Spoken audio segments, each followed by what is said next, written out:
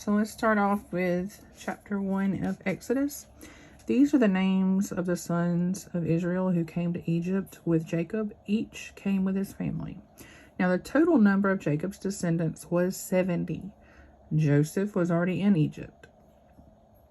Joseph and all of his brothers and all of that generation from Genesis eventually died. The Israelites were fruitful. They increased rapidly. They multiplied and they became extremely numerous, so the land was filled with them. A new king who did not know about Joseph came to power in Egypt, and he said to his people, "Look, the Israelite people are more numerous and powerful than we are. Come and let's deal shrewdly with them. Otherwise, they will multiply further, and when war breaks out, they will join our enemies and they will fight against us and they will leave the country." So the Egyptians assigned taskmasters over the Israelites to oppress them with forced labor. They built Pithom and Ramesses as supply cities for Pharaoh. But the more they oppressed them, the more that they multiplied, and they spread so that the Egyptians came to dread the Israelites. They worked the Israelites ruthlessly and made their lives bitter with difficult labor in brick and mortar and in all kinds of field work. They ruthlessly imposed all of this work on them.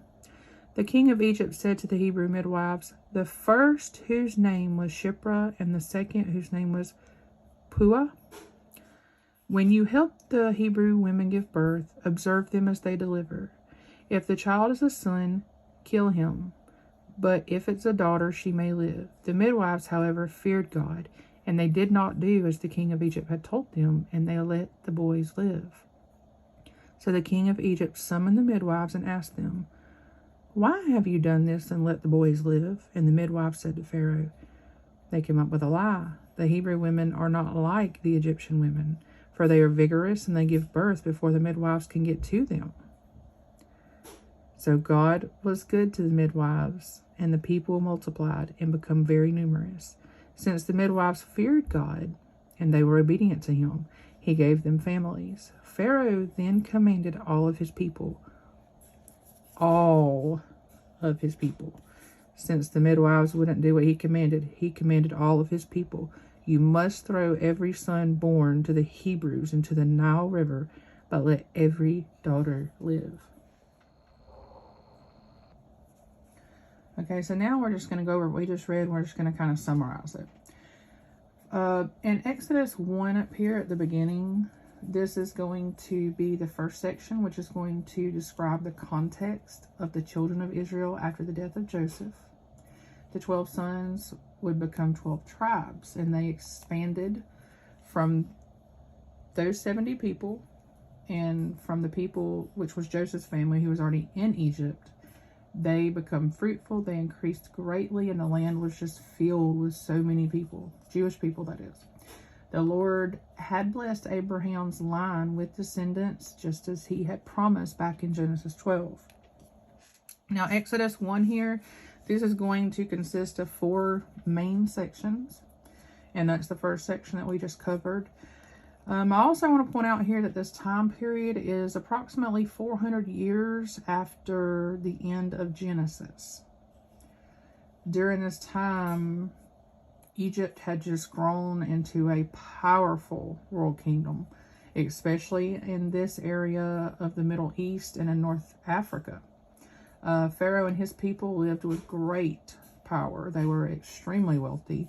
They had a very strong military, and they were just a lot more powerful than the surrounding nations. Okay, now moving on right here to this second section right here, where the Pharaoh of Egypt, he wanted to basically just oppress the Jewish nation and just stop them from strengthening, because he was so scared that with the Jews multiplying like they were and with such a large population, that if war broke out against them, that those people would rebel in the war and they would just end up taking over Egypt. They would take over the land and they would leave.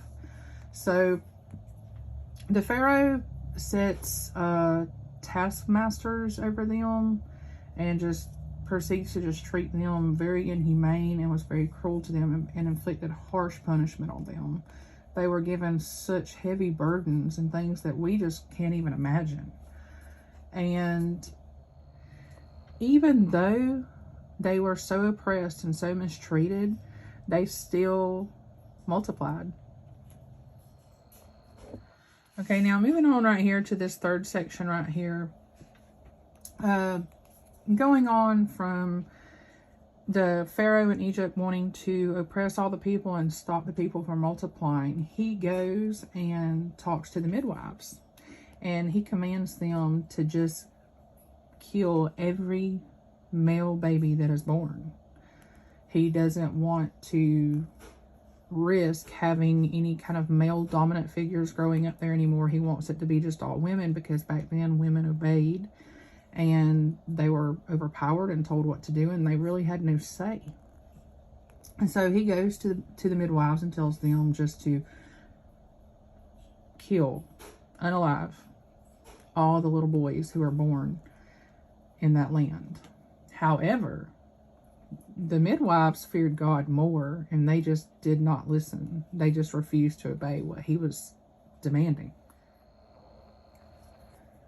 So as time goes on, he realizes that the women have not done what he commanded. So he confronts the two women, and they end up telling a lie, claiming that the women they were giving birth so fast and they couldn't get to them fast enough to do what he had commanded with the babies. So therefore there's all these male babies being born, and Pharaoh didn't know anything about it.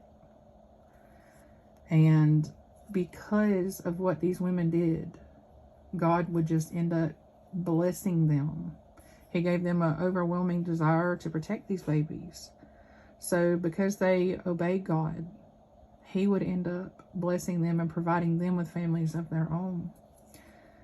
God is so good. Now, right here in this final section, this is the last area of this chapter. Pharaoh would end up repeating his command, not only to the midwives, but instead of going to them, he commanded all of his people to cast every newborn Jewish male into the Nile River. I can't even imagine being in a time like that. I cannot imagine people throwing these babies into the river. I just can't. So he no longer relied on the midwives to carry out what he was commanding, but he just required all of his people to enforce this evil law. So the entire Jewish nation was just in turmoil over this. How would it end up? Could they survive this wicked ruler? What would happen? As we will read on in the next chapter, in chapter 2, Moses will be born, and he will come in to do God's work. I want to thank you for joining me today for this Exodus Bible study. We will continue part 2 sometime in the week. And I want to thank you for joining me today. If you stayed here and read along, I appreciate you so much. And I will see you in the next video. God bless you. Bye-bye.